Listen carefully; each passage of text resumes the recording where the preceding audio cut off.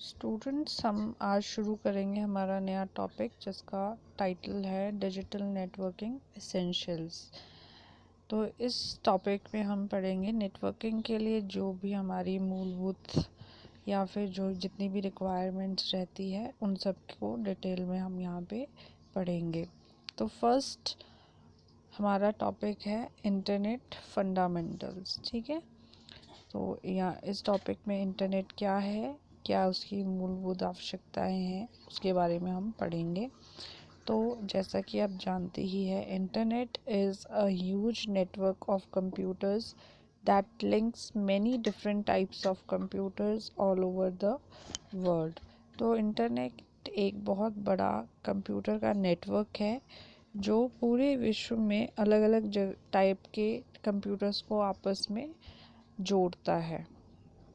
It is a network of networks that share a common mechanism for addressing or identifying computers and a common set of communication protocols for communication between the two computers on the network।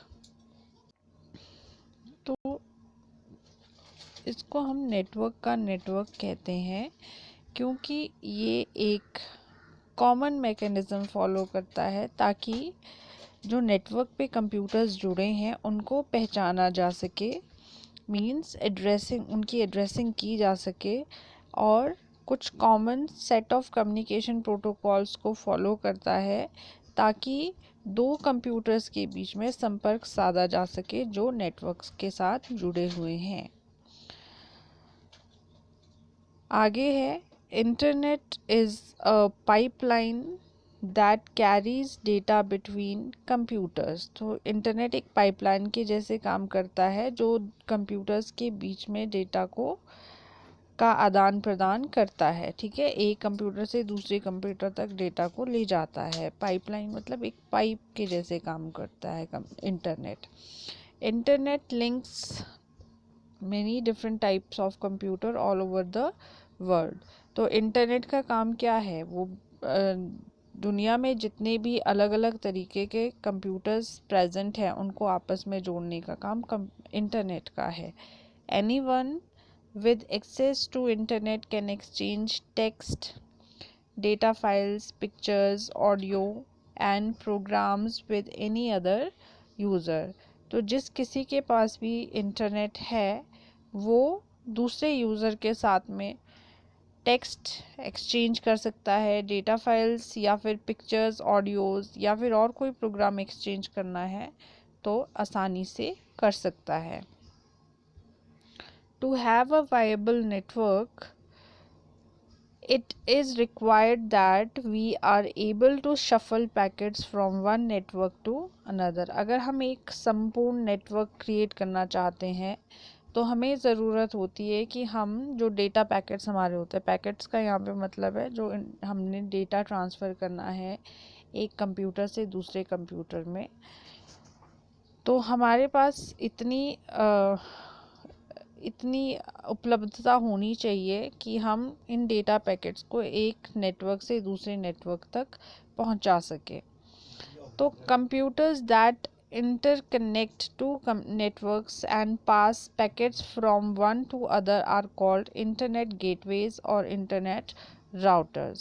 तो जो computers दो network को आपस में जोड़ते हैं और जो पैकेट्स को एक कंप्यूटर से दूसरे कंप्यूटर तक पहुंचाते हैं उनको इंटरनेट गेटवेज या फिर इंटरनेट राउटर्स कहते हैं। ठीक है, अब हम यहाँ पढ़ेंगे कि गेटवे क्या है। A gateway is a device that connects dissimilar networks, that is networks having different communication architecture are connected using gateways।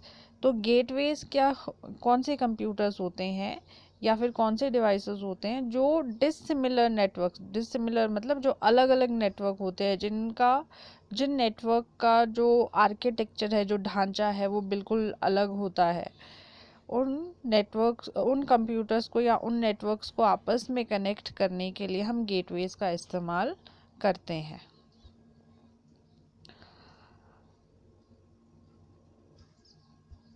On internet it is not necessary that all the packets will follow the same path from source to destination.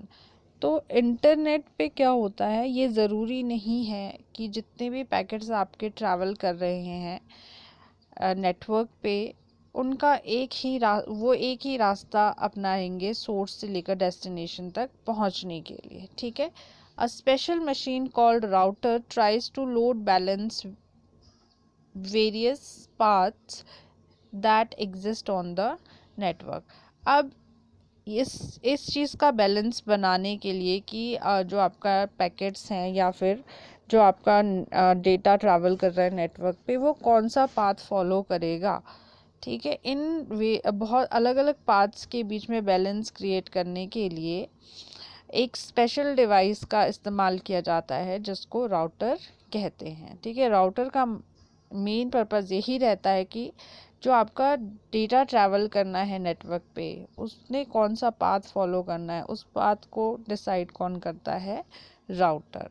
तो ये था internet, और internet के लिए basic needs क्या रहती है.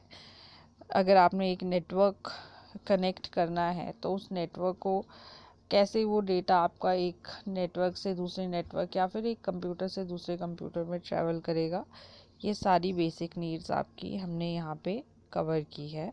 तो होप आपको ये जो टॉपिक है क्लियर हो गया होगा. नेक्स्ट हमारा है प्रोटोकॉल. प्रोटोकॉल का मतलब होता है सिंपली रूल्स. ऐसे रूल्स जो जब आपका डेटा नेटवर्क पे या इंटरनेट के ऊपर ट्रैवल करता है तो उस समय जो रूल्स फॉलो किए जाते हैं नेटवर्क ट्रैफिक के द्वारा, उसको आप बोलते हो प्रोटोकॉल. तो protocol simply a set of rules is called a protocol. तो एक रूल्स का पूरा जो आपका पूरा सेट रहता है, मीन्स जो आपके रूल्स सेटअप होते हैं इंटरनेट पे, उसको आप प्रोटोकॉल बोलते हो. The internet works because every computer connected to it uses the same set of rules and procedures known as protocols to control timings and data formats. तो जो इंटरनेट है वो काम इसलिए करता है क्योंकि जो हर एक कंप्यूटर है वो एक कंप्यूटर से दूसरे कंप्यूटर को अगर आपने जोड़ना है तो वो कुछ स्पेशल सेट ऑफ रूल्स या कुछ स्पेशल प्रोसीजर्स को फॉलो करता है, जिन प्रोसीजर को हम प्रोटोकॉल बोलते हैं, ठीक है. ताकि जो आपका डेटा ट्रैवल कर रहा है उसकी टाइमिंग्स और जो आपका डेटा फॉर्मेट है उसको कंट्रोल किया जा सके, ठीक है. The protocol used by the internet are called transmission control protocol और इंटरनेट प्रोटोकॉल, या फिर इसको अगर हम एक कंबाइंड टर्म में बोलना चाहे तो इसको हम TCP/IP बोलते हैं. तो इंटरनेट के द्वारा जो आपका रूल फॉलो किया जाता है या प्रोटोकॉल फॉलो किया जाता है उसको हम ट्रांसमिशन कंट्रोल प्रोटोकॉल बोलते हैं या फिर इंटरनेट प्रोटोकॉल बोलते हैं, ठीक है, या सिंपली TCP/IP. अब ये TCP/IP क्या है और इसकी वर्किंग कैसी है ये हम यहाँ डिटेल में पढ़ेंगे. तो पहले हम पढ़ेंगे IP के बारे में. Internet protocol, the IP of TCP/IP, ठीक है. ये वाला जो पोर्शन है इस पूरे प्रोटोकॉल का, इसका क्या काम है, is a connectionless protocol which deals only with network packets routing using the IP datagrams as the basic units of networking information.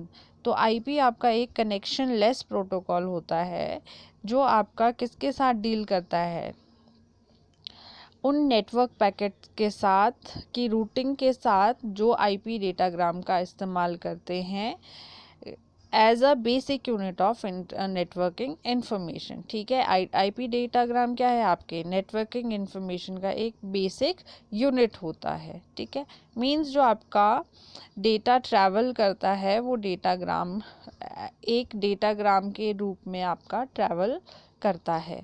The IP datagram consist of header followed by a message. तो IP datagram में आपका क्या होता है, एक header होता है और उस हेडर के साथ में एक मैसेज आपका कनेक्टेड होता है। ठीक है, तो ये था आईपी। अब टीसीपी जिसको कि हम बोलते हैं transmission control protocol, enables network host to establish connection which may be used to exchange data stream।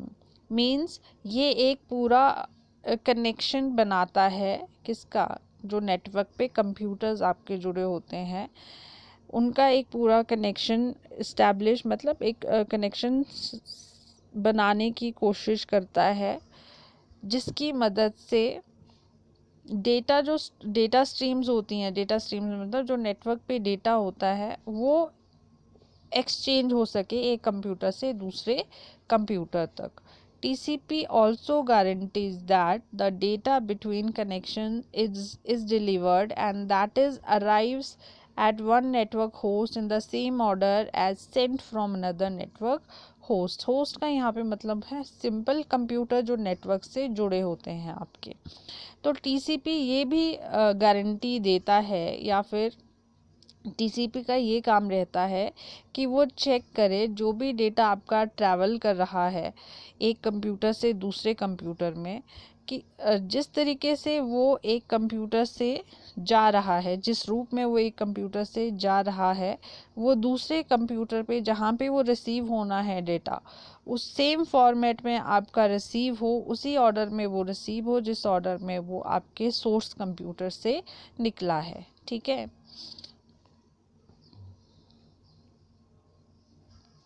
for sending a large block of text or data to another machine, the following sequence of steps are performed। अब अगर आप काफ़ी ज़्यादा data, ठीक है, आपका जो data का अमाउंट है या जो भी टेक्स्ट या डेटा आप भेज रहे हो एक मशीन से दूसरी मशीन्स में, वो बहुत ज़्यादा बड़ा है। ठीक है, तो ऐसे लार्ज ब्लॉक्स ऑफ डेटा को ट्रांसमिट करने के लिए आपके पास कुछ स्टेप्स होते हैं जो फॉलो करने होते हैं। ठीक है, या फिर आपके प्रोटोकॉल में कुछ स्टेप्स होते हैं जो इंटरनेट पे आपके डेटा को फॉलो करने होते हैं। वो है, at the source computer the message is divided into little data packets by TCP/IP। Data packets मतलब छोटे छोटे ब्लॉक्स में आपका डेटा जो है वो डिवाइड हो जाता है। जब भी आपका डेटा जो कि सोर्स कंप्यूटर पे है, जो जिसने ट्रैवल करना है इंटरनेट पे, उसको सबसे पहले छोटे छोटे पैकेट्स में या फिर छोटे छोटे ब्लॉक्स में डिवाइड कर दिया जाता है TCP के द्वारा। अब packet generally contains up to 1500 characters. तो एक पैकेट में मिनिमम आपके 1500 कैरेक्टर्स अवेलेबल होते हैं। ठीक है, मीन्स उसकी जो लिमिट है मैक्सिमम वो 1500 कैरेक्टर तक की रहती है एक पूरे पैकेट की। फिर each packet is given a number serially 1 2 3। अब जिस तरीके से उस पैकेट को डिवाइड किया गया है, अब उस पर नंबरिंग कर दी जाती है। जैसे 1 2 3 4 अगर 10 है तो पूरे 1 2 3 4 5 6 7 8 9 10 नंबर्स तक उसमें नंबरिंग सीरियली नंबरिंग कर दी जाती है। फिर नेक्स्ट स्टेप पे क्या होता है, जो आईपी है, ठीक है, अब यहाँ पे आईपी का काम आ गया। IP puts the destination addressing information on such packets. अब आईपी का काम क्या होता है, इन पैकेट पे डेस्टिनेशन का एड्रेस डाल देता है। ठीक है, मीन्स जिस कंप्यूटर तक आपने डेटा पहुंचाना है उसका आईपी एड्रेस इन पैकेट्स के ऊपर लिख दिया जाता है। द डेस्टिनेशन, नेक्स्ट स्टेप में क्या होगा, the destination computer receives the packets in random order. अब जो डेस्टिनेशन कंप्यूटर है जहाँ पे ये सारी जितने भी पैकेट्स थे उनको रिसीव करना है, वो रैंडम ऑर्डर में होते हैं। रैंडम मतलब वो आगे पीछे होते हैं, सीरियल ऑर्डर में जिस तरीके से नंबरिंग की जाती है उस तरीके से वहाँ पे वो रिसीव नहीं होते हैं। ठीक है। If the packet is lost और damaged it is demanded again. अगर इन केस आपका जो मान लो 10 पैकेट्स है, 10 में से आपके 9 पहुंचते हैं, एक नहीं पहुंचता, तो उस पैकेट को अगेन रिक्वेस्ट की जाती है सोर्स कंप्यूटर से कि लॉस्ट पैकेट को भेज दिया जाए, ठीक है। Next, the packets are order और their numbers and the original messages obtained. अब जब सारे पैकेट्स आपके मिल जाते हैं डेस्टिनेशन कंप्यूटर पे, फिर उनको सीरियली अरेंज किया जाता है जैसे जैसे उन पे नंबर्स लगे होते हैं, ठीक है। अब जब उनको सीरियली अरेंज कर दिया जाता है अकॉर्डिंग टू देयर नंबर्स, उसके बाद जो ओरिजिनल मैसेज होता है वो ऑब्टेन किया जाता है। तो इस तरीके से आपकी TCP/IP की फुल वर्किंग होती है, ठीक है। ये आपके जो प्रोटोकॉल है, जो आपके नेटवर्क पे जितना भी आपका डेटा ट्रैवल करना है, वो इन रूल्स को फॉलो करके ही ट्रैवल करता है आपके नेटवर्क पे। तो इसी तरीके से आपका कोई भी डेटा, चाहे आप बिल्कुल कम small blocks of packets deliver कर रहे हो या फिर large blocks of packet deliver कर रहे हो, वो सेम रूल आपके फॉलो करेंगे source computer to reach source computer to destination computers. अब नेक्स्ट है कि TCP/IP के अलावा और भी आपके कुछ कॉमन प्रोटोकॉल्स होते हैं जो आपका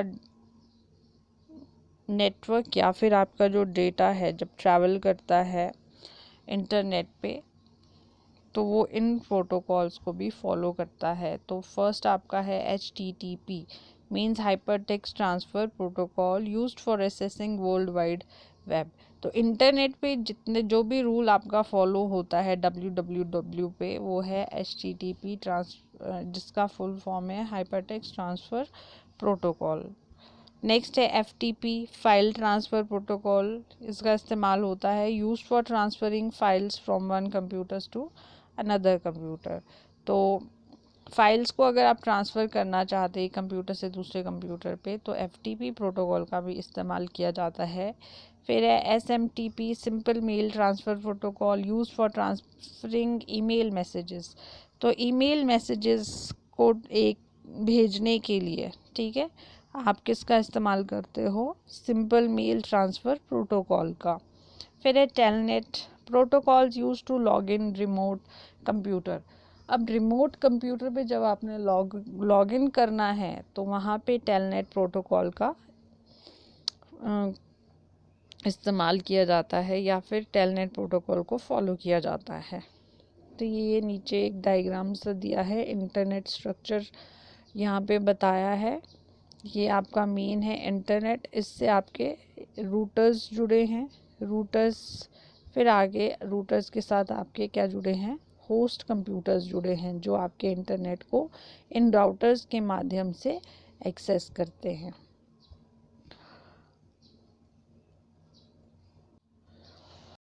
तो होप कि आपको इंटरनेट और जो प्रोटोकॉल्स यूज़ किए जाते हैं इंटरनेट में जिन रूल्स के अकॉर्डिंग आपका जो नेटवर्क ट्रैफिक है वो काम करता है, वो आपको क्लियर हो गया है।